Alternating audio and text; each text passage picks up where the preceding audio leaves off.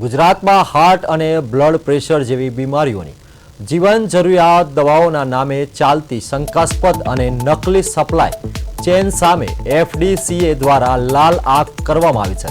રાજ્યભરમાં ચાલી રહેલી આ કડક કાર્યવાહી અંતર્ગત અમદાવાદ સહિત વિવિધ શહેરોના દરોડા પાડીને શંકાસ્પદ દવાઓનો જથ્થો જપ્ત કરવામાં આવ્યો છે અને તેના સેમ્પલ લેબોરેટરી તપાસ માટે મોકલી આપવામાં આવ્યા છે। ત્યારે જામનગરના નાગરિકોમાં આ બાબતે પૂરતી જાગૃતિ આવે અને આવી શંકાસ્પદ અને નકલી દવાઓ સામે સાવચેતી રાખી શકાય તે માટે અમારી ટીમે જામનગરના યુનો મેડિકલના સંચાલક સાથે વિશેષ વાતચીત કરી હતી। આ ચર્ચા દરમિયાન સંચાલકે જણાવ્યું કે બજારમાં પ્રવર્તી રહેલી આવી નકલી દવાઓની સ્થિતિ વચ્ચે ગ્રાહકોએ હંમેશા સત્તાવાર અને પરવાનાવાળા ધરાવતા મેડિકલ સ્ટોર પરથી જ દવાઓ ખરીદવી જોઈએ।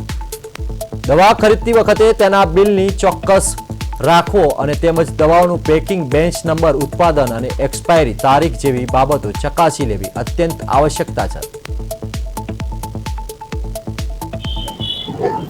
હાલ જે રીતે સમગ્ર ગુજરાતમાં નકલીનો જે કારોબાર ફૂલ્યો ફાલ્યો છે તેને લઈને જો આપણે વાત કરીએ તો ગુજરાતમાં હાર્ટ અને બીપીની દવાઓને લઈને એક ચોંકાવનારો મામલો સામે આવ્યો છે, જેમાં એફડીસીએ દ્વારા અમદાવાદ સહિત 5 શહેરોમાં 30થી વધુ પેઢીઓ પર દરોડા પાડી 1.70 લાખની શંકાસ્પદ દવાઓનો જથ્થો કબજે કરી સેમ્પલિંગ માટે લેબોરેટરી ખાતે મોકલવામાં આવી છે। ત્યારે આ સમગ્ર મામલે આપણે જામનગરના જે યુનો મેડિકલના સંચાલક છે તેમની પાસેથી વિગતો જાણવાનો પ્રયાસ કરીએ। જી, આપનું નામ? માનવભાઈ। જી માનવભાઈ, આપણે પેલા વાત કરીએ તો આ જે નકલી દવાઓનો જે જથ્થો છે તેની કોઈ આપને જાણકારી, આ ગુજરાતમાં જે આ વસ્તુ બની છે તેને લઈને આપને કોઈ જાણકારી છે? હા, આ તો પ્રેસના માધ્યમે પણ આવી ગયું છે, ત્યાં છાપામાં પણ આવેલું છે। આ ગુજરાત સાઈડ ભાવનગર, સુરત ઘણી બધી જગ્યાએ ડુપ્લિકેટ દવાઓનું હમણાં પકડાણું છે। 30 પેઢીઓ ઉપર દરોડા પડેલા છે, એફડીસીએ કરેલું છે એવું જાણવામાં આવ્યું છે। ખાસ કરીને જો આપણે વાત કરીએ તો તમારી દુકાનમાં જે દવાઓ આવે છે તે ઓરિજિનલ છે, તેની આપ ખાતરી કેવી રીતે કરો છો? ના, જનરલી ઓથોરાઇઝ ડિસ્ટ્રીબ્યુટરથી જ આપણી પાસે માલ આવે, એટલે એ જનરલી સૌથી પહેલું ધ્યાન એ જ રાખવું પડે કે તમે કોઈ સબ સ્ટાન્ડર્ડ કોઈ પણ બીજા અલગથી ડિસ્ટ્રીબ્યુટર પાસેથી દવા નહીં લેવાની। આ વસ્તુ તમે ધ્યાન રાખો એટલે કોઈ બીજો વાંધો આવતો નથી। ખાસ કરીને જો આપણે વાત કરીએ તો ગ્રાહકો જ્યારે તમારી દુકાનમાં ખરીદી કરવા આવે છે અને આ સમગ્ર મામલે ગ્રાહકોએ પણ શું કઈ વસ્તુઓનું ધ્યાન રાખવું જોઈએ? સારું, એ ગ્રાહકોએ સૌથી પહેલું જીએસટી વાળું ઇનવોઇસ પ્રોપર અને એની અંદર જેટલી દવાનું નામ, પેકિંગ, બેચ નંબર આ બધી વસ્તુ ચકાસીને લેવી જોઈએ। એ વસ્તુ સૌથી સારું કે એ લોકો પોતે થોડા સજાગ થાય, એ વસ્તુ બધા કરતાં સારી છે। ખાસ કરીને જે હાર્ટ અને બીપીની દવાઓ છે એના માટે થઈ અને લોકોએ જે દવા ખરીદવામાં કઈ સાવચેતી રાખવી જોઈએ?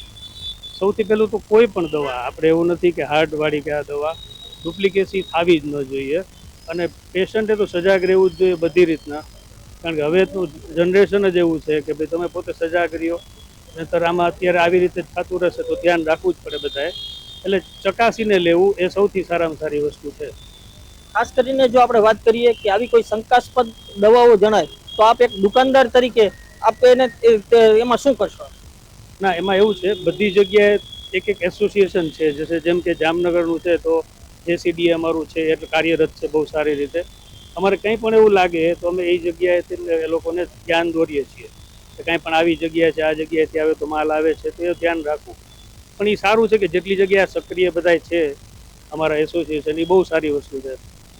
ખાસ કરીને હાલ જે શંકાસ્પદ દવાઓનો જથ્થો મળી રહ્યો છે, લોકોમાં ક્યાંક ને ક્યાંક ચિંતાઓ પણ વ્યાપી રહી છે, ત્યારે સમગ્ર મામલે ગુજરાતની જનતાને આ બાબતે શું જાગૃતિનો સંદેશ આપવા માંગશે?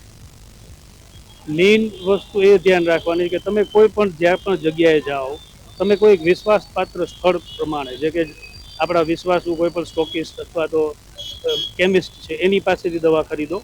આ સૌથી સારામાં સારી વસ્તુ છે, કારણ કે એના વિશ્વાસ ઉપર જ તમે ચાલો છો અને એ જ રીતના આપણે આગળથી જવાબ દેવા માગીએ છીએ કે એના કોઈ પણ જગ્યાએ તમે જાઓ વિશ્વાસપાત્ર સ્થળે, ઓથોરાઇઝડ જગ્યાએ અને પાકું બિલ લેતા શીખો। બસ આ જ વસ્તુ સંદેશ બધા માટે। તો આ હતા યુનો મેડિકલના સંચાલક, તેમને ગ્રાહકોએ કઈ બાબતોએ જાગૃતિ રાખવી અને આગામી દિવસોમાં પણ ગ્રાહકોએ જે પોતાના વિશ્વાસપાત્ર સ્થળોએથી ખરીદી કરવી અને આ બાબતે ગ્રાહકોએ પણ હવે જાગવાની જરૂર છે અને તંત્રએ પણ આ બાબતે જે હવે નકલી નફાખોરી કરે છે તેમની સામે કડક પગલાઓ લઈ શિક્ષાત્મક અને દંડાત્મક કાર્યવાહી કરવી જોઈએ તેવી પણ એક લોક માંગ ઉઠી છે. કેમેરામેન પુનિત રાઠોડ સાથે હું જગદીશ ખેતિયા, પ્રદેશ 24 ગુજરાતી, જામનગર.